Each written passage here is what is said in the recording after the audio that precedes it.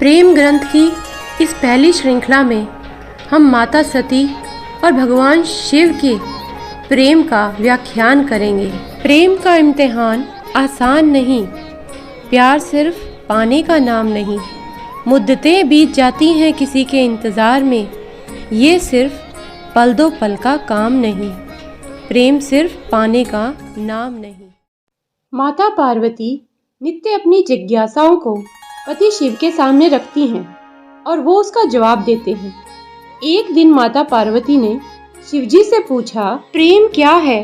बताइए महादेव, कृपया बताइए कि प्रेम का रहस्य क्या है? क्या है इसका वास्तविक स्वरूप? क्या है इसका भविष्य? भगवान शिव ने उत्तर दिया, प्रेम क्या है यह तुम पूछ रही हो पार्वती? प्रेम का रहस्य क्या है?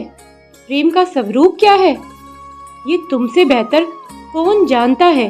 तुमने ही तो प्रेम के अनेकों रूप उजागर किए हैं। पार्वती, तुमसे ही प्रेम की अनेक अनुभूतियां हुई हैं। तुम्हारे प्रश्न में ही तुम्हारा उत्तर निहित है। भगवान शिव ने माता पार्वती की बात को बहुत ही ध्यान से सुना और ये बताना चाहा कि ये ज्ञान तो माता को पहले से ही है। वे ये कहना चाहते हैं कि ज्ञान तुम्हारे अंदर है, बस तुम्हें उसे प्रकाश में लाना है। माता पार्वती की प्रशंसा करके वे उनके आनंद और जिज्ञासा दोनों को बढ़ाना चाहते थे, ताकि वे उनकी बात को बहुत ही ध्यान से सुने। माता पार्वती बोलती हैं, क्या इन विभिन्न अनुभूतियों की अभिव्यक्ति संभव है? भगवान शिव ने कहा, सती के रूप में जब तुमने अपने प्राण त्याग दिए और दूर चली गई, तब मेरा जीवन, मेरा संसार, मेरा दायित्व सब निरर्थक और निराधार हो गया। मेरे नेत्रों से अश्रुओं की धारा बहने लगी। अपने से दूर कर तुमने मुझे मुझसे भी दूर कर दिया था पार्वती। यही तो प्रेम है पार्वती, यही तो प्रेम है। तुम्हारे अभाव में मेरे अधूरेपन की अति से इस सृष्टि का अपूर्ण हो जाना, ये ही प्रेम है। तुम्हारे और मेरे पुनर्मिलन कराने हेतु इस समस्त ब्रह्मांड का हर संभव प्रयास करना, हर संभव षड्यंत्र रचना, इसका कारण हमारा असीम प्रेम ही तो है। तुम्हारा पार्वती के रूप में फिर से जन्म लेकर मेरे अकेलेपन को और मुझे मेरे वैराग्य से बाहर निकालने पर विवश करना और मेरा विवश हो जाना, ये प्रेम ही तो है। महादेव ने आगे कहा, जब जब अन्नपूर्णा के रूप में तुम मेरी क्षुधा को बिना प्रतिबंधन के शांत करती हो, या कामाख्या के रूप में मेरी कामना करती हो, तो वह प्रेम की अनुभूति ही है। तुम्हारे सौम्य और सहज गौरी रूप में हर प्रकार के अधिकार जब मैं तुम पर व्यक्त करता हूँ और तुम उन अधिकारों को मान्यता देती हो और मुझे विश्वास दिलाती रहती हो कि सिवाय मेरे इस संसार में तुम्हें किसी का वर्चस्व स्वीकार नहीं, तो वह प्रेम की अनुभूति ही होती है। हाँ, भगवान शिव अपने प्रेम का व्याख्यान करने में बिल्कुल भी शर्माते और घबराते नहीं हैं।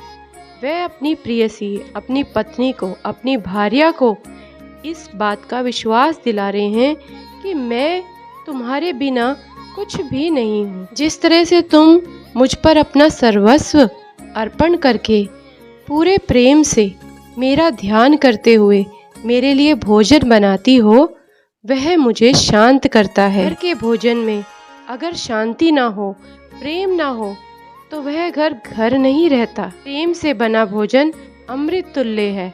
जब तुम मनोरंजन हेतु मुझे चौसर में पराजित करती हो, तो भी विजय मेरी ही होती है, क्योंकि उस समय तुम्हारे मुख पर आई प्रसन्नता मुझे मेरे दायित्व की पूर्णता का आभास कराती है। तुम्हें सुखी देखकर मुझे सुख का जो आभास होता है, यही तो प्रेम है पार्वती। हाँ, भगवान शिव यह कहना चाहते हैं कि तुम्हारे विजय में ही मेरी विजय है। जब तुमने अपने अस्त्र वहन कर शक्तिशाली दुर्गा रूप में अपने संरक्षण में मुझे शस्त्र बनाया, तो वह अनुभूति प्रेम की ही थी। जब तुमने काली के रूप में संहार कर नृत्य करते हुए मेरे शरीर पर पांव रखा, तो तुम्हें अपनी भूल का आभास हुआ और तुम्हारी जीवा बाहर निकली। वही प्रेम था पार्वती, जब तुम अपने सौंदर्यपूर्ण ललिता रूप, जो कि अति भयंकर भैरवी रूप भी है, उसका दर्शन देती हो, और जब मैं तुम्हारे अति भाग्यशाली मंगला रूप, जो कि उग्र चंडिका रूप भी है, उसका अनुभव करता हूँ। जब मैं तुम्हें पूर्णतः देखता हूँ बिना किसी प्रयत्न के, तो मैं अनुभव करता हूँ कि मैं सत्य देखने में सक्षम हूँ। जब तुम मुझे अपने संपूर्ण रूपों के दर्शन देती हो और मुझे आभास कराती हो कि मैं तुम्हारा विश्वास पात्र हूँ, इस तरह तुम मेरे लिए एक दर्पण बन जाती हो, जिसमें झांककर मैं स्वयं को देख पाता हूँ कि मैं कौन हूँ। तुम अपने दर्शन से साक्षात कराती हो और मैं आनंद विभोर हो नाच उठता हूँ और नटराज कहलाता हूँ। यही तो प्रेम है, जब तुम बारंबार स्वयं को मेरे प्रति समर्पित कर मुझे आभास कराती हो कि मैं तुम्हारे योग्य हूँ।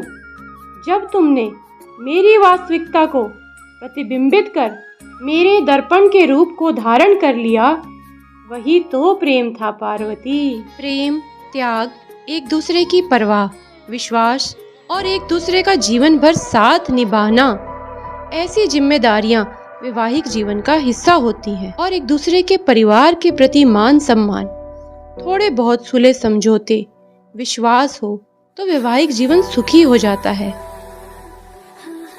पति खुद तो पत्नी से सम्मान की इच्छा रखते हैं, लेकिन खुद पत्नी को सम्मान नहीं देते। ऐसा नहीं होना चाहिए। इस रिश्ते को मजबूत बनाने के लिए दोनों के बीच लगाव, सम्मान व एक दूसरे के प्रति समर्पण होना चाहिए। कई चीजों में पति पत्नी के विचार अलग हो सकते हैं। ऐसे में एक दूसरे की भावनाओं को समझते हुए चलेंगे तो दोनों में प्यार बना रहेगा और रिश्ता और भी गहरा होगा। लड़ाई झगड़ा तो आम बात है, इसको उसी समय सुलझा लेना चाहिए। पार्टनर के साथ बैठकर विवाद सुलझाने की कोशिश करनी चाहिए। एक दूसरे के साथ बातचीत करना, एक दूसरे के साथ एक अच्छा समय व्यतीत करना, इससे रिश्ते में नयापन बना रहता है। झूठ दीमक के समान होता है, जो किसी भी रिश्ते की नींव को कमजोर कर देता है। और जिस रिश्ते में झूठ ने अपना डेरा बना लिया, वो रिश्ता ज्यादा समय तक नहीं चलता, क्योंकि एक झूठ को छिपाने के लिए हम कई झूठ बोलते हैं। इसलिए पति पत्नी के रिश्ते में झूठ की कोई जगह होनी ही नहीं चाहिए। माफी मांगने व माफ करने में कभी भी पीछे ना रहें, क्योंकि वो हमारा अपना ही है। अपनी गलतियों को स्वीकार करें व माफी मांगकर झगड़े को खत्म कर देना चाहिए। किसी भी रिश्ते में अहंकार यानी ईगो के आने से उसका विनाश होना तय होता है। ऐसे में पति पत्नी के इस नाजुक रिश्ते में अहंकार को कोसों दूर रखना चाहिए। अच्छा और मजबूत रिश्ता वही होता है जिसमें एक पार्टनर दूसरे पार्टनर के बुरे वक्त में उसका साथ कभी नहीं छोड़ता, बल्कि उसकी हिम्मत बनाता है। पति पत्नी का यह रिश्ता कच्चे धागे की तरह होता है, लेकिन इसमें प्यार गहरा हो तो इस रिश्ते की डोर को कोई नहीं तोड़ सकता।